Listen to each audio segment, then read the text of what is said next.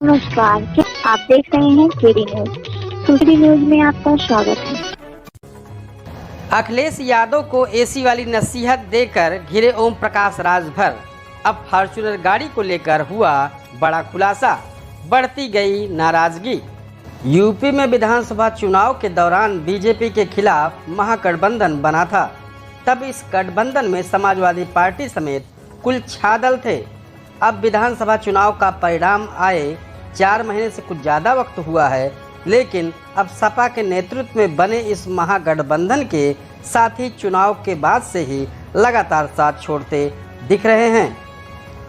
विधानसभा चुनाव के बाद सबसे पहले अखिलेश यादव के चाचा शिवपाल सिंह यादव के नाराज होने की खबरें आई।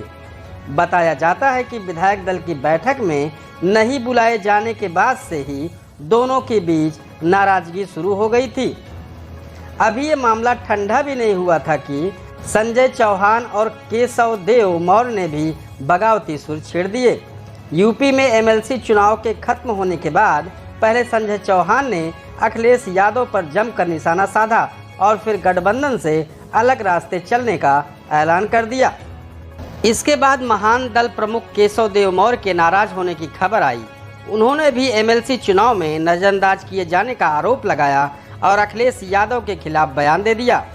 बात यहां तक बढ़ी कि चुनाव से पहले सपा द्वारा केशव देव मौर्य को गिफ्ट की गई फॉर्च्यूनर गाड़ी भी सपा ने वापस ले ली, जिसके बाद महान दल प्रमुख ने सपा गठबंधन से अपने रास्ते अलग कर लिए।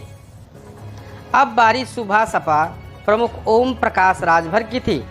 हालांकि राज्यसभा चुनाव और एमएलसी चुनाव के वक्त ही नज़रअंदाज किए जाने से वे खफा बताए जा रहे थे।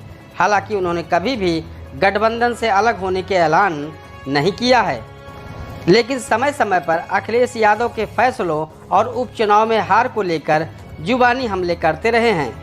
अब राष्ट्रपति चुनाव में गठबंधन द्वारा नज़रअंदाज किए जाने के बाद उन्होंने एनडीए के उम्मीदवार को समर्थन देने का ऐलान तक कर दिया है।